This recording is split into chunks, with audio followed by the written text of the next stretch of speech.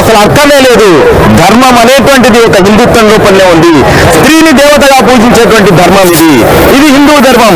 ఎక్కడ కూడా ప్రపంచం లోపల హిందువులందరూ కూడా శాంతియుతంగా ఉంటున్నారు.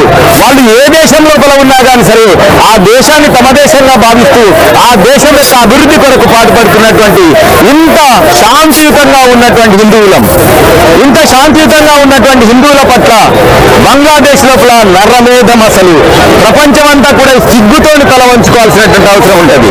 కానీ దీనికి ఏం చెప్తున్నారు ఈ రోజున? అది ఒక విద్యార్థుల యొక్క ఉద్యమం అని. విద్యార్థుల యొక్క ఉద్యమం అయితే హిందువుల ఇళ్ళ లోపల చెందిపోయిండ్రు. విద్యార్థుల ఉద్యమం అయితే ఆ హిందువుల ఇళ్ళ లోపల ఉన్నటువంటి స్త్రీలను ఎందుకు మానభంగం చేసిండ్రు? విద్యార్థుల ఉద్యమం అయితే ఆ పిల్లల్ని ఎందుకు ఉరి వేస్తుండ్రు? విద్యార్థుల ఉద్యమం అయితే ఆ ఇంటి యజమాని ఎందుకు నరికి చంపుతున్నారు? ఒక్కసారి కాదు, కాలనీలను ధ్వంసం చేస్తున్నారు. అసలు హిందువులు ఎవరు కూడా బంగ్లాదేశ్ విడిచిపెట్టుకోవాలి, ఈ దేశం లోపల ఎవరు ఉండకూడదు అనేటువంటిది ఇది పెద్ద ఎత్తున మతోన్మాదపు యొక్క కుట్ర. ఇది ఎక్కడ కూడా హిందువులం ఆ రకంగా చేయలేదు. స్త్రీని దేవతగా పూజించినటువంటి ధర్మం లోపల మన మీద దాడి చేస్తున్నారు. ఇంకెంతకాలం ఈ రకంగా భరించుకుంటూ ఉండాల్సినటువంటి అవసరం ఉంటుందని చెప్పి ఈ రోజున యావత్ ప్రపంచం లోపల ఉన్న హిందువులందరూ కూడా ఇంకెంతకాలం ఈ దాడులను భరిస్తాం, ఇంకెంతకాలం ఇంకా ఈ రకంగా వంగిపోతామని చెప్తున్నాం. ఈ రోజున ఒకవేళ హిందువే గనక తన యొక్క సహనాన్ని కోల్పోతే హిందువులు తట్టుకునేటువంటి శక్తి ప్రపంచం లోపల ఎవరికి కూడా లేనేటువంటి లేదు. ఎందుకంటే 1000 సంవత్సరాలుగా హిందూ మతం మీద దాడి జరుగుతున్నా కానీ ప్రపంచం లోపల నిలిచి ఉన్నటువంటిది ఏకైక ధర్మం హిందూ ధర్మం. అది హిందూ మతం మాత్రమే. అందుకని ఇప్పటికైనా కానీ హెచ్చరిక చేస్తున్నాం. హిందువులారా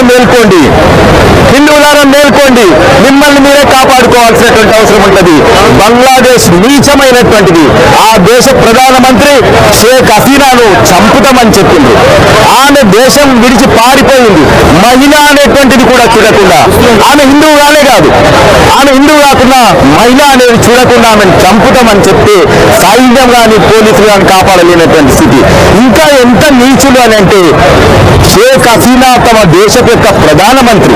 ఈరోజు కాదనుకోవచ్చు, కానీ ప్రపంచమంతా కూడా ఆమెను ప్రధానమంత్రిగా చూసింది. బంగ్లాదేశ్ ఒప్పుకోవడం జరిగింది. నేను అడుగుతా ఉన్నాను, ముస్లిం పేర్ల మీద పాకిస్తాన్ ఏర్పడ్డది. హిందువులు ఈ హిందుస్థాన్ ఇండియా మార్చబడ్డది. కానీ ఈ భారతదేశంలో ఉన్నటువంటి ముస్లింలను కానీ, జైనులను కానీ, బౌద్ధులను కానీ మనం ఎవరైనా అన్నారా? ఒక్కరైనా చంపామా? ఒక్కరితో దాడి చేశామా? చేయలేదు.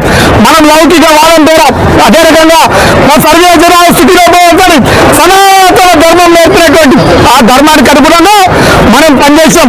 కానీ మనల్ని ఊచకొత్త వచ్చున్నారు, మనం చంపేస్తున్నారు. ఈ దేశం దౌర్భాగ్యం ఏంటంటే ఈ దేశంలో ఉన్నటువంటి బాజులు ప్రజాద్రోహులు కాంగ్రెస్ పార్టీ పేరిట ఒక్కరు ఖండించలేదు. ఎక్కడైనా ఒక ఇన్సిడెంట్ జరిగితే, ఎక్కడైనా ఒక్క సంఘటన జరిగితే గొంతులు దించుకుంటారు, బట్టలు దించుకుంటారు, రోడ్డు మీదకి వస్తారు, గర్భం చేస్తారు, బనాసులు పెడతారు. అరే దొంగలను కొరకన్నారా?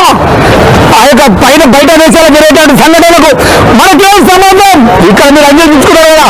కానీ మన ధర్మానికి సంబంధించినటువంటి మన హిందువులు బంగ్లాదేశ్ లోపల ఊచకోత కోయబడ్డారు, గొంతులు కోయబడ్డాయి. ఒక్కడైనా ఖండించిందా? ఒక్కడో ఓడెక్కిందా? ఒక్కడో లొల్లి పెట్టిందా? ఒకసారి ఆలోచన చేయాలి. చూడగలరా మనందరం ఒక తల్లికి ఉంటున్నాం.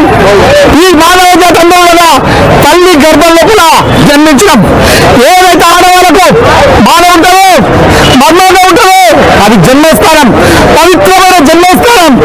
ఆ జన్మస్థానాన్ని ఆ దుర్మార్గులు, ఆ నిష్కారులు చితికేసిళ్ళు, నానా హింస పెట్టి, బీభత్సం పెట్టి ఒక ఆడవాళ్ళని చూడకుండా మానవత్వాన్ని మర్చి అదే రకంగా అనేక హింస గురి చేసి ఆమెను చంపేసిరు, పసిపిల్లలను చంపేసిరు. ఏం పాపం చేసిరని చెప్పేసి అడుగుతా ఉన్నాం. మేము మతోన్మాదులం కాదు, మానవతావాదులం. ఈ ప్రపంచానికి భూపెట్టడం, ఈ ప్రపంచానికి జ్ఞానం ఇచ్చడం, ఈ ప్రపంచం అందరూ కూడా సుఖ సంపదలతో ఉండాలని కోరుకునేటటువంటి వాళ్ళం. కానీ ఈ దేశంలో ఉన్నటువంటి కూడా సెక్యులర్ వాళ్ళకు, దొంగల కొడుకులకు, హిందూ ద్రోహులకు యువచంపడే వేదిక తరపున హెచ్చరిక చేసుకోవడం. కొడుకులారా, హిందువుల జోలికి వస్తే ఇక్కడ కాదు ఎక్కడైనా ఈ రోజు దేశాన్ని ఏలుతున్నది టైగర్ నరేంద్ర మోడీ, విశ్వ నాయకుడు నరేంద్ర మోడీ, ప్రపంచ నేత నరేంద్ర మోడీ. కొడుకున్నారా, మేమనుకుంటే మిమ్మల్ని భూస్థాపితం చేస్తాం, మేమనుకుంటే అటల్ బిహారీ వాజ్పేయి మాకు అనుభవం నుంచి పోయాడు, అది దాపెట్టుకోవడం కాదు, మీరేసి బస్సు పనులు చేస్తాం. జాగ్రత్త జాగ్రత్త.